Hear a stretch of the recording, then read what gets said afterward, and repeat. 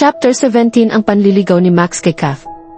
Kinabukasan sa bahay nila Kath, nag-impake si Kath ng mga gamit niya dahil 2 araw na lang ay aalis na siya papunta ng Amerika. Tapos ilang minuto ay bigla kumatok si Carol at binuksan nito yung pinto at tinawag si Kath. Kath, anak. Bakit punay? May bisita ka sa baba. Sino punay? Si Max, may dala siya bulaklak, sa tingin ko manliligaw siya ulit sa'yo. Nagulat si Kath sa sinabi ng nanay niya, tapos bumaba si Kath sa sala. Pagbaba ni Kath, agad niya nito nakita lumapit si Kath kay Max, tapos tumayo si Max sa sofa. Ano ginagawa mo dito? Flowers for you. Sabay bigay ni Max yun bulaklak kay Kath. Bakit mo ako bigyan ng bulaklak? Gusto ko malaman mo na mahal pa rin kita. And I want you come back to me. Yun nangyari 5 years ago ay sobra ako nagsisisi sa ginawa ko sa'yo. Kath, sana pagbigyan mo ko ng pagkakataon. Sabay hinawakan ni Max ang kamay ni Kath at nagsusumamo ang mata ni Max. I'm sorry Max, pero wala na ako naramdaman sa'yo, hanggang kaibigan na lang turing ko sa'yo. Oo, maari ikaw ang first boyfriend ko, pero si Gabi pa rin ang mahal ko, at saka nakaka-break lang namin. Bakit si Kuya Gabi, nakaka-break nyo lang pero may girlfriend na agad siya, ganun kay bilis palitan ka? Totoo ba yan sinasabi mo Max? Oo, Kath. Yun kaibigan niya si Angela yon bago girlfriend ni Kuya. Nang marinig yun ni Kath ay nasaktan siya dahil di niya akalain mabilis mag-move on si Gabi. Sa kabila banda sa restaurant nila Gabi ay kinausap ni Gabi si Leah para sabihin na yung desisyon si Gabi umuwi sa Amerika na kasama si Angela. Ano sinabi mo Gabriel? Uuwi ka na sa Amerika? Oo mama, plano namin ni Angela doon na magstay, total pareho kami American citizen, kahit almost 4 years di ako makabalik doon sa States, dahil sa kalagayan ko at saka para rin maasikaso ko ang restaurant natin doon. That's good news Gabriel, kailan alis niyo? Maybe next month. Lumipas ng ilang araw ay aalis na si Kath papunta sa States. Nakakalungkot man para kay Kath, dahil ngayon lang napalayo siya sa magulang at mga kuya niya, pero kailangan gawin ni Kath ito lang ang paraan para makalimutan niya si Gabi. Lumipas ng ilang oras ay nakarating na si Kath sa Amerika. Paglabas ni Kath sa airport ay agad nakita niya yung tita Lily niya at pinsan niya ng si Tony. Tita Lily, ate Tony. Sabay takbo si Kath papunta sa kanila. Cows, welcome dito sa Amerika.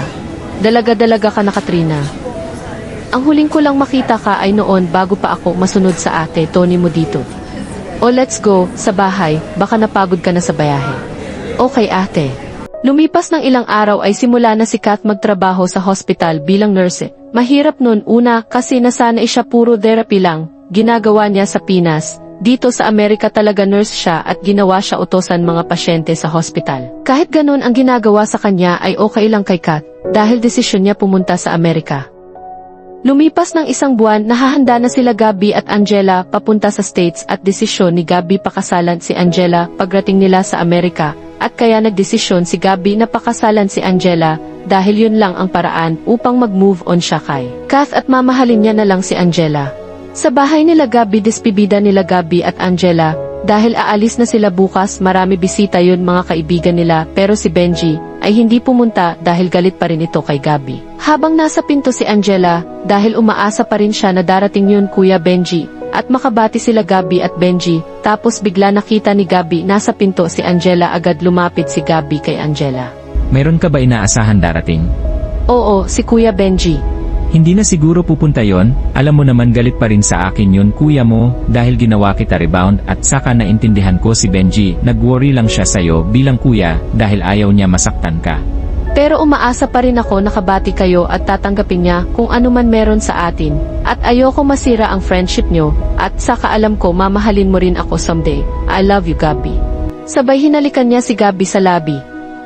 Sa kabila banda sa Amerika, habang nag-uusap magpinsan, ay bigla may text kay Tony. Nagulat siya dahil nalaman niya na uwi na ang boss niya bukas, tapos napansin ni Kath na tulala si Tony. Bakit ate Tony? Uwi na dito yung boss ko sa restaurant. Matagal di umuwi dito sa Amerika dahil sa nangyari sa kanya dito. Bakit? Ano nangyari sa boss mo? Pinukpok siya sa ulo ng ex niya, tinamaan yun motor niya sa utak. Ayun, di na makagalaw, buong katawan niya parang na-stroke siya. Ganun, pero ngayon medyo magaling na siya. Bigla na alala ni Kath si Gabi sa sinabi ni Tony dahil pareho yun ikwento ni Gabi sa kanya at yun kwento ng boss ni Tony. Tapos bigla nalungkot si Kath at napaluha, tapos napansin ni Tony na medyo napaluha si Kath. Okay ka lang Kath? Bakit umiiyak ka? Okay lang ako ate, may naalala lang ako. Pinatagpuin nga ba ng tadhana sila Gabby at Kat sa Amerika? Abangan ang susunod kabanata. Kung nagustuhan ang chapter natin ngayong linggo na to, huwag niyo malimutan mag-like at mag-subscribe na sa Miss AV and thanks for watching.